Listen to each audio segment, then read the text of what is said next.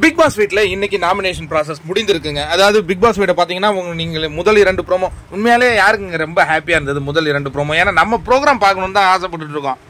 அதுல இந்த துருவு வராரு, பைசன் குழு வருது, அதை பார்க்கறதுக்கு அதுதான் நிறைய நிகழ்ச்சிகள் போடுறாங்க, அதை பார்த்துட்டு போகலாம். அதை எதுக்கு ப்ரொமோட் பண்ணி அதை ப்ரோமோவா போட்டுட்டு இருக்காங்கன்னு எனக்கு தெரியலப்பா. பிக் பாஸ்னா பிக் பாஸ் சம்பந்தமாக தான் வரணும் அப்படிங்கிறது என்னுடைய கருத்து. சரி, இந்த வாரம் யாரெல்லாம் நாமினேஷனுக்கு வந்திருக்காங்கன்னு பார்த்தீங்கன்னா நிறைய புதுமுகங்கள் வந்திருக்காங்க. கானா வினோத், சுபிக்ஷா, துஷார், இவங்க 3 பேருமே முதல் முறையாக இப்போ நாமினேஷனுக்கு வந்த அந்த காட்சிகளை பார்க்குறோம் இல்லையா. நாமினேஷன் லிஸ்ட் படிப்போம். 9 பேர் நாமினேஷனுக்கு வந்திருக்காங்க.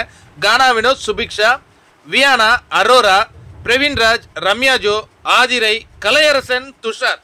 பா, செம்ம போட்டியாக இருக்கும் போல இருக்கு யார் வெளியேற போகிறாங்க அப்படின்ட்டு. இதில் கானா வினோத் பார்க்கும்போது நான் யார் சேவ் ஆகிடுவாங்க கண்டிப்பாக அப்படிங்கிறத சொல்கிறேன். கானா வினோத் கண்டிப்பாக சேவு, வியனா சேவு, சுபிக்ஷா இப்போ தான் முதல் முறையாக வந்திருக்காங்க. எப்படி அந்த வாக்குகள்லாம் அவங்களுக்கு வருதுங்கிறத பார்ப்போம். மேபி துஷார் சேவ் ஆகலாம், பிரவீன்ராஜ் கூட சேவ் ஆகலாம்.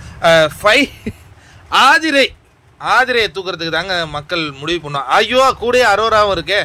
செம்ம காம்படிஷனுங்க. ஆதிரை, அரோரா, கலையரசனை கொஞ்ச நாள் வச்சுப்பாங்களா என்னன்னு தெரில.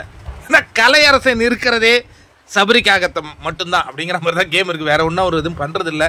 ரொம்ப இன்ட்ரெஸ்டிங்காக இருக்குது. யாரை தூக்க போகிறாங்கங்கிறது மக்கள் ரொம்ப ஆர்வமாக யோசிச்சு தான் முடிவெடுப்பாங்கன்னு நினைக்கிறேன்.